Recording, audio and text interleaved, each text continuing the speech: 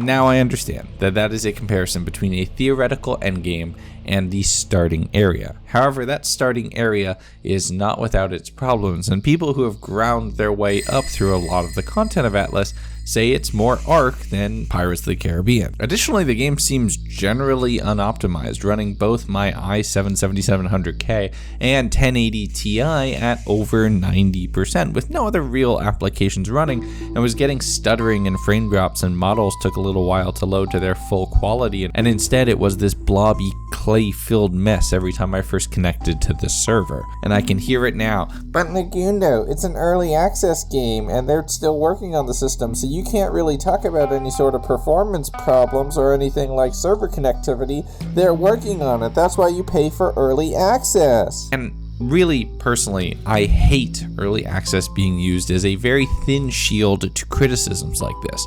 If you're willing to sell your game for $30, if you're willing to sell your game for any amount of money, it should be some sort of viable product to a vast majority of people. And you shouldn't need a rig as powerful as mine to run it on medium settings. Early access being used as a thin shield to dismiss valid criticism against titles that stay there and use it like a crutch to sort of just pass anything off. Oh, it's their trap card, it's their trump card, it's the one thing that you can never use to criticize them for.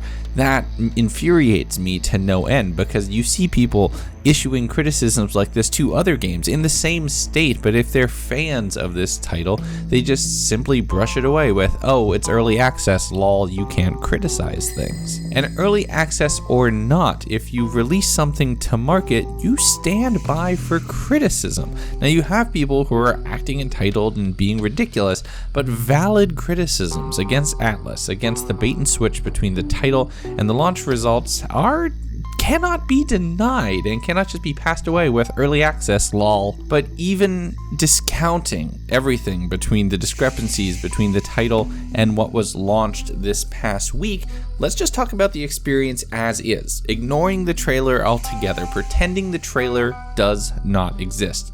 What do you get for $30? Well, when you spawn, you get a vastly detailed character customization system that allows you to compare and contrast and modify everything short of dick length to be able to make your custom character down to the finest detail. This doesn't stop people from making absolutely ridiculous big-headed monstrosities on rail-thin bodies, and believe me, I saw more than my share of that, or I saw people who set every slider to maximum. It's entirely possible to make a normal-looking character. It's also entirely possible, and far more likely, to make some sort of hideous monstrosity, which is where a lot of people go. From there, you better hope you dropped into a freehold area, because if not, you have absolutely no lifelines. You're dropped in with no guidance, save for 10 unskippable text boxes that each remain on screen for 45 seconds. There is no way to dismiss them, there's no way to page between them. And even after that's available, you have this huge blob of text which is available in the top left-hand corner and not dismissible until you get on a ship for the first time, at which point in time it turns into a slightly smaller but still ever-present set of text that tells you how to sail your ship instead of basic controls. With no real guidance, no quests, no NPCs to really communicate with, save for 4 that act as stores, you're pretty much on your own, and what you have to do is exit the little starting area, temple area, and then go and get resources. Again, I'm speaking only if you were smart enough or informed enough to start in a freehold sector. If you start on a random island, well, good luck. You don't even have anyone to talk to, and you can't even buy a raft, so that's going to be a bit of a complication. From there, you have to go Minecraft style, punching trees to gather resources to be able to build tools. Be careful though, punching trees damages you in this game, and I was actually able to kill myself by getting wood, and I think back on that sentence and think that I probably shouldn't have said that out loud. Once you get into your first set of stone tools, you then have to gather far more resources to be able to claim your first raft, which is your first craft that you'll use to go from section to section.